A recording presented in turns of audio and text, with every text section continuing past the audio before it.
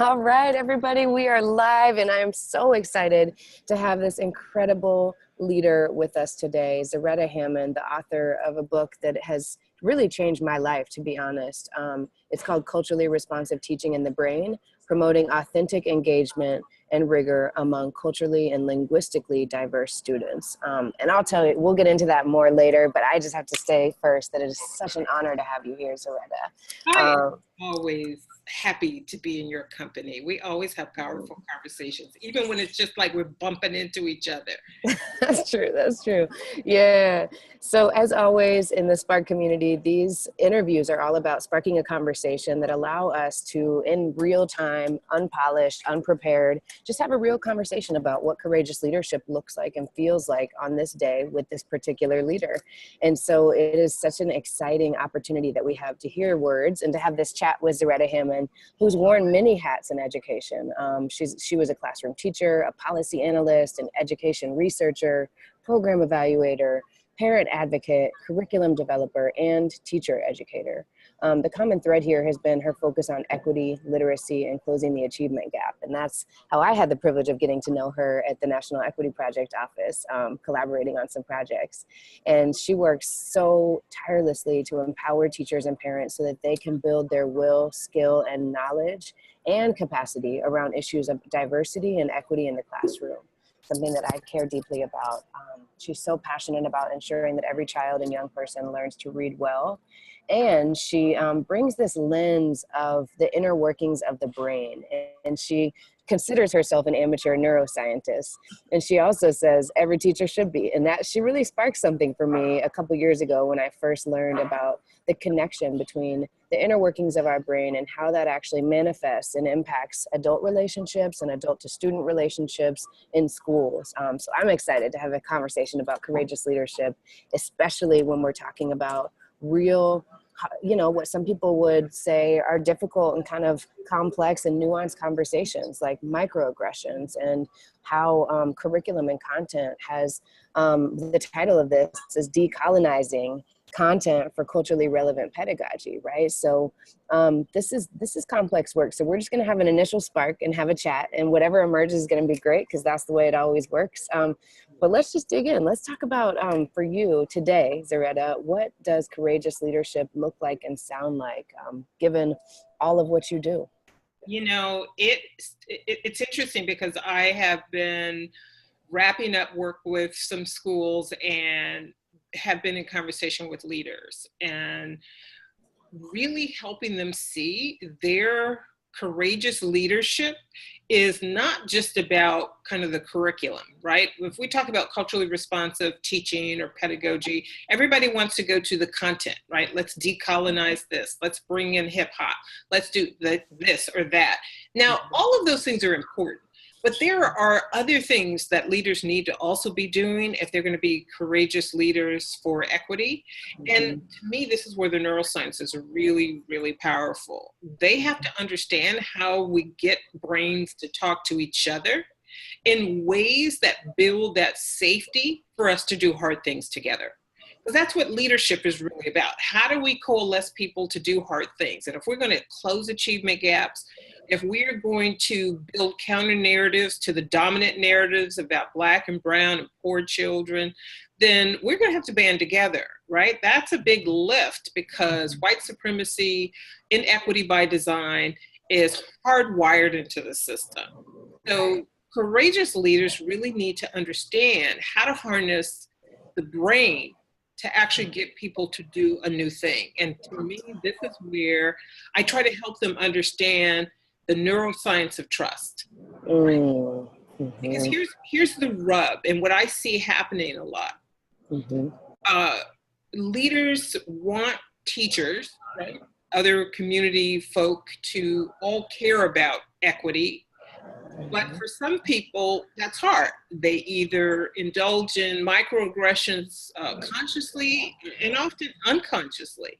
The challenge isn't that happens. The challenge is a lot of time the leader is present and doesn't know what to do. So a lot of times folks just like look ahead, like if we just wait, this will pass. And then we'll go on to the next agenda item. And what I'm really passionate about is helping leaders really understand kind of how you can leverage this idea of the amygdala, the thing that gets hijacked and stresses us out, particularly if we're trying to lead for equity and we've got to say something. That's but right. We understand that we can control that response by rewiring our brain. This is where the power of neuroplasticity starts to have a really yummy effect in education or in leadership in other arenas. So this idea of being able to get your amygdala not to react in kind of a startled or defensive way or a stressed way when you start noticing and naming microaggressions. So the idea is twofold, right? That first, strategy I suggest to leaders is, listen, you got a smartphone, get with your phone, videotape yourself saying these things. You know what they say about those kids. Right? Get by yourself. You're not trying to interrupt in the moment. You are just trying to get practice. You're writing a script almost for yourself. And you're helping your brain learn this new script and create a neural pathway. That way, when you're in the moment, your brain doesn't freeze. Right? So being able to kind of give yourself the tools of that calmness, and that way you're not rolling up on anyone. So the first order of business is kind of get your own emotional house in order, right? Yes. And the other is, how do we give other folk, an opportunity for some positive cognitive dissonance? And the idea isn't to tell them they're wrong, but to offer them a reframe, right? Here's some research that suggests something different. Another way to look at this, so that the leader doesn't feel like they have to be the microaggression police. And here they come again with that. Instead, offer a new way to think. It's really powerful to give someone something to say yes to and not just keep harping on what to say no to. Part of courageous leadership is, what do you want to help people say yes to that they feel empowered by that?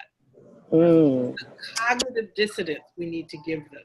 So those are kind of the two places I start with leaders. Yes. Oh my gosh, there's so much to unpack in there. There's a range of connections that I want to make. And one is, since we have a range of folks in the Spark community, some people have been in education and are very versed in educational equity terminology, and others are brand new to this arena. And so I would just want to start by saying, how do you describe what a microaggression is versus unconscious bias versus explicit conscious bias? How would you kind of give like a... I think those are really... for folks who are just catching up on these terms. So what feels really important is to help people kind of know the difference between things. I think Dr. Gerald Sue's work is really powerful in really breaking down the different types of microaggressions. But, microaggressions are ways in which we say things that reinforces the otherness of someone, right? So the idea that it's a micro insult, right? So I'm insulting your intelligence, or it's a kind of a deficit orientation that I hold. For example, if I hold the deficit thought that there's assumption of criminality with people of color, the darker the person, the more criminal they will be, then that's not just implicit bias, that's deficit thinking. And then out of the deficit thinking becomes implicit bias. I start acting on the dominant narrative, which is rooted in this deficit. So it's all kind of understanding the chicken and the egg, so to speak. Right. Then you have, implicit bias that is kind of acted out of unconsciousness because that's just how we do in America. Versus kind of hostile, deliberate white supremacy in which, I'm just really telling you need to be in your place. Whatever that place is, I've determined. Yeah. Right. No, I think that's helpful to delineate. And there's like this overall umbrella of bias, right? And then you have unconscious, conscious, you have microaggressions, micro insults. I know there are more. Sue's work. Yeah, here's the thing that I think I emphasize is that what's overarching isn't the bias. Okay. Overarching is deficit thinking and the dominant narratives. Gotcha. So So our founding fathers had to tell a story that people of color were different. They were less than human. They were less intelligent.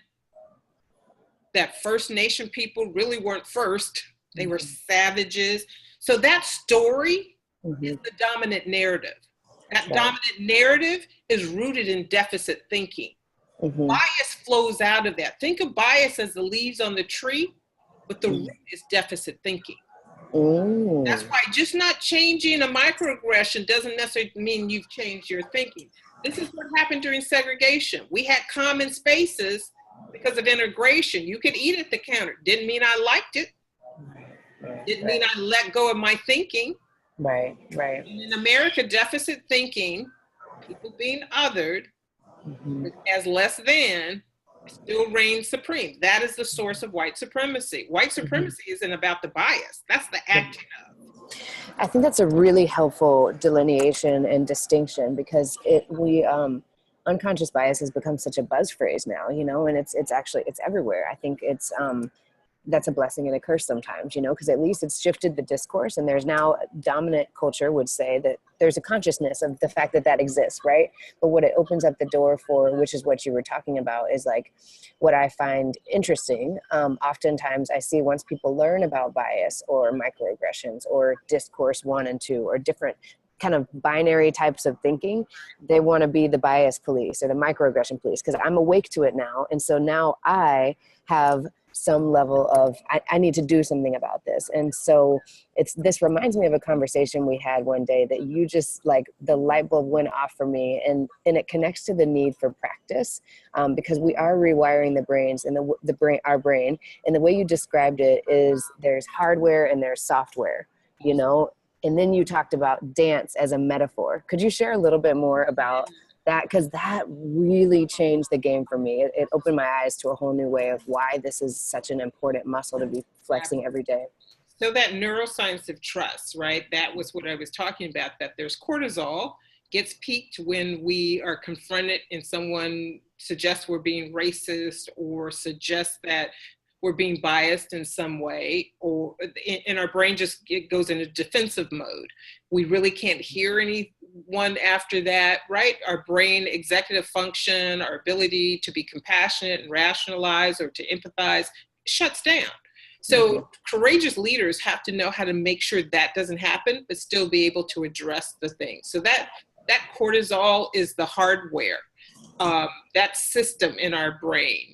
We also have a system for being in community, and that's about oxytocin.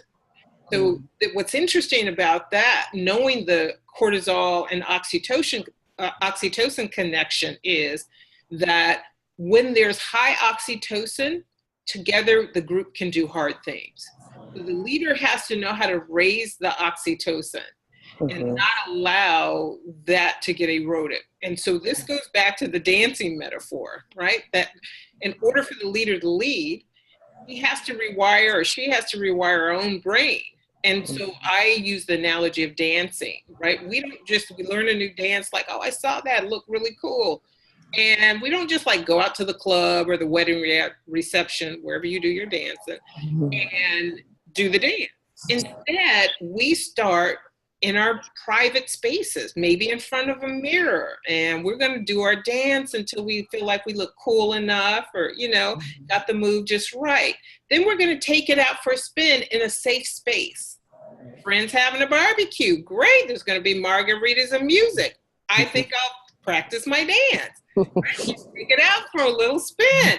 And folks are going to either say, oh, or oh, and you want the oh, and you're going to feel confident that next time when you're in that public setting and you do your dance, you're going to feel confident that, hey, I can do that. I don't feel self-conscious. I'm not going to shut myself down. Same thing with the leader who's addressing microaggressions. You're going to have to practice saying the words. You're going to have to practice reframing someone. You're going to have to practice not saying sorry all the time or downplaying it. Because these are the go-to, these are the neural pathways currently there, and they're not getting us where we need to go. So that's where the practice comes in, right? Thinking about, what do I need to do to calm my amygdala So I'm not overrun with cortisol. So when I hear that thing, I actually know how to address it. Here's the thing I suggest for addressing it is come 3 deep with research. So it's not you or that person and it becomes you against me or relative. Offer a new way to think, right? So this is the idea of cognitive dissonance. You want to make a little space for that person to change his mind. You can't change anyone else's mind. You can invite another to change his mind. This is what a courageous leader is skilled at doing, and giving them something to say yes to. Yes, yes, yes. And that takes courage to both, it requires that we slow down, right? And the pace of life as a school leader or a teacher is so fast, and time is the most precious resource. And so to be intentional in preparing for a conversation, to be thoughtful in kind of regrouping before jumping into a conversation that's complex or charged. It takes courage to do that because it goes against perhaps a lot of the cultures of the schools. Can you think of a time, I oftentimes ask Spark Seat interviews, a time where you had to choose, it was hard when you had to choose courage over comfort, when you actually were pushed to slow down or to Yeah. I'm already thinking of an example. Okay, go. Yeah.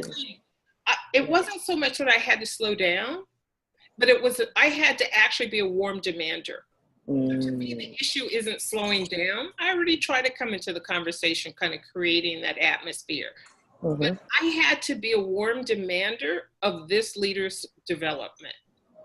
And what that meant was I could not let that person off the hook. I had to have personal warmth. I needed to show you I cared about you, but I could not let you continue thinking and talking and leading in the way that you were leading if you were depending on me to give you some coaching feedback. And honestly, same cycle just happened a few weeks ago where we were closing out some schoolwork and I created a space for people to be able to honestly reflect on their own leadership.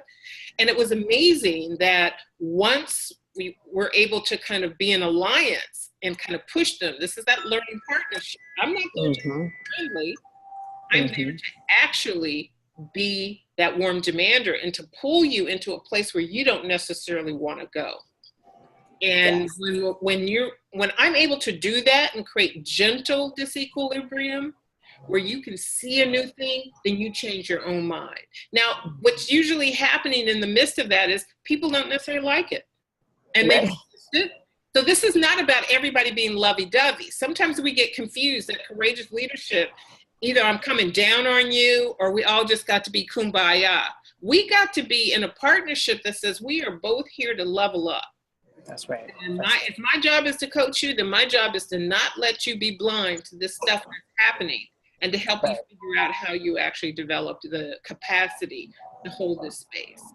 That's right. And that requires some ego distance. We could talk about that example all day long, I feel like, because there's so much to unpack and untether from what the discrete leadership and coaching skills are that you'd actually just described. But I just want to lift that up. Like, it requires humility. It requires the ability to put your ego to the side and to say, I'm going to roll up my sleeves with you and be by your side. And your success is my success. Your missteps are my missteps. So it's my responsibility to actually lift this up for you so that you can see that we're in this together. Like, I wouldn't let myself get off the hook for saying something like that, But here's the other thing. In addition to that, I know that you're going to dislike me for a moment. Always happens that when we're in it, they don't like it. And what I tell them is when we're on the other side, we'll revisit these feelings. Right? So, because I think one of the things that gets tripped up is this notion that, we got to ego distance, we got to do all that stuff. But the idea isn't to do that so much so that you're not having an honest conversation. Right. So much so that I can't pull you to where you need to be so that you can see the thing you keep asking me to help you get better at. Yes. And so I find without a doubt, whether I'm I had one of my son's friends was an immigrant. She was taking the GED. She said, will you help me? I said, yes, but you're not going to like it. She's like, oh, it'll be fine, right? We were very friendly. Our boys were playing together. And sure enough, I was a warm demander. That's just my stance. Yeah. Was not liking it. And we left there and I'm thinking, well, you know, I gave you the best coaching around how to actually tackle this that I could. Mm-hmm. And she wasn't necessarily and it wasn't like, again, lovey-dovey. She wasn't happy. Mm-hmm. Because it was hard. And she called me like 3 or 4 weeks later and she said, I passed with the highest score. Oh. This happens repeatedly, whether it's a leader who's leading school, trying to do a new thing, because when they're on the other side, and I liken it to a personal trainer. That's exactly what I was about to say. Uh-huh. Nobody likes a personal trainer when it says, oh, you can do sit-ups, well, give me 4. Right. Oh, now we're going to actually go a second lap. Nobody likes that in the moment. Right. But if your head is in the right place, you recognize that's what's necessary. I don't have to like you. I respect you. We have a rapport and relationship. And when we're on the other side of this is where the oxytocin comes in. We can laugh over a beer. That's right. That's right. Still be in there. But when it's time for that coach to coach that player, or that personal trainer to help you get in that cute dress for the wedding, we got work to do. Right. Yeah, courageous leadership is the courageousness to know when to push. Yes. When to be in empathy. This is the warm demander of cognitive development. Yes, yes. And the metaphor of sports and building muscles and flexing muscles is so resonant for me, because when we talk about being in alliance with people, doing hard equity leadership is not always easy. And so normalizing that, it takes practice and then with practice comes confidence, right? So the first couple of times it's going to feel weird to not have that friendly dynamic if you're not used to it, but absolutely, it's absolutely worth it. And the connection to dopamine, right, in the brain, and how that's a natural, we need, in order to grow, we actually need some healthy disequilibrium. Absolutely. And here's the connection to the dopamine is dopamine is connected to our reward system. It helps us do hard things, because when we do hard things successfully, our brain rewards us with this yummy, most addictive brain substance, dopamine, and we'll do anything to get that again. So the degree to which it encourages us to continue to do hard things. So when someone has that, like, I did it after they've gone through the hard work of working with a personal trainer, or they did the first time they had to do a reframe because somebody said some kind of microaggression, deficit thinking statement in a equity meeting or a staff meeting, then you start to say, competence precedes confidence. So people think they have to work on their confidence first, when in reality is they have to work on their competence first. Yes. And it's always going to be the first pancake. The first pancake, we know it. I call it the theory of the first pancake, right? It's just jacked up. First pancake, always jacked up, right? Crunchy on one side, gooey and crunchy and burnt on the other. A little bit. Absolutely. But we all get excited. Why do we get excited at the first pancake? Because we know when we move through, right, in startup language, that's fail fast. And it's the idea that you're going to go through prototypes. It's not going to be fun the first time. The only way to get better is to get through it. That's right. That's right. Not to ignore it, but to mine it for its lessons, to be reflective about it, not beat yourself up about it, because we're all going to stumble through the first few times. The goal is not to continue to stumble through 3 years in. Right. You can't always claim that you're a beginner. And I see this as another place for a leader. For example, I'll share this one quickly. I was I do a 2-day foundation seminar, and a leader had come, like a high up district leader. I'll just leave it at that. And she was talking with me and she says, our students of color, namely our Black students, our African-American students, I don't know what to call them. She was a white woman.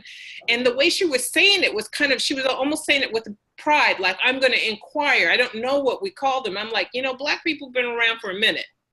So you should be able to confidently say, you should know what people want to be called and have established that how you can fluently, speak about a particular group without going into euphemisms or, oh, I don't know what that is. And to me, it was just a sign that you really hadn't done the work, that you felt like if you were going to call black students, just call them that. Check with some folks. Is it derogatory to call black people black now? Right? But don't, in the conversation, try to show your wokeness by, I don't know, feigning ignorance. And I find that a lot of leaders, particularly our white leaders, leading schools, leading in other spaces, don't feel confident stating or talking about particular communities of color. If you're going to be an ally, you have to practice that. You have to ask people, what do you want to be called? How will I call you? Because I want to honor what you feel like you want to call. And say that with confidence. Again, competence precedes confidence. Figure that part out. Figure out what you have to figure out. The stumbling around is not attractive. No. No points. Yes. Oh my gosh. I know we could talk forever and ever, and we have to turn a corner and close out for today. Maybe we'll have part 2 sometime, but there's just so many golden nuggets in there. I mean, the power of the reframe, the power of 3D, with like integrating 3-dimensional angles to our conversations, being a warm demander, remembering that you have hardware and software, that you have to practice the dance. So many amazing takeaways. Those are the ones that I wrote down, but I could go on and on because there's so many more. Thank you. That was a real gift, Zaretta, to have that conversation and to spark these new ideas for our community. Absolutely. Well, it's always good to be in conversation because it takes a village, right? I'm still on my journey. You never arrive. I just had an epiphany. I just flew down to New Orleans this morning. And as I was kind of riding along, coming to my destination, I just had this idea of the affinity loop, right? That we do inside out work on one side, and as we go through that loop, we then do outside in work that loops us back around to inside out work. So we're never done. And so just being able to think about that. Before we leave, one of the things that I'm reading right now that I'm super, super excited about, I want to make sure I shared, is School Talk by Micah Pollock. Everybody should get their hands on this. She's done a wonderful job. Again, she's got several books, Color Mute, where she talked about how people talk about the issues of race and diversity in schools or not talk about it. Here, this is more a manual for leaders, how to actually do some of those practical things we just talked about. How do you practice? She talks about what happens when a group has this kind of group think around deficit thinking. How do you shift that? How do you do it in a one-to-one conversation? Really, really powerful book that I really, really encourage folks to pick up. Say the title one more time. School Talking. School Talking. Okay. I heard the talking part, but my computer missed that part. All right.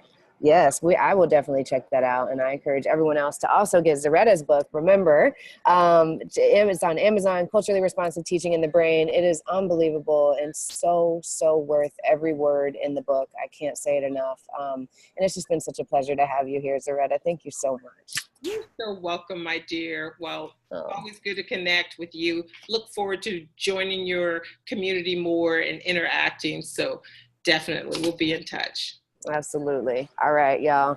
That's it for today. To find Zaretta's information, the website, and everything else, you'll see below all those links. And I hope everybody has a wonderful day full of sparks, love, and gratitude. Much love, y'all.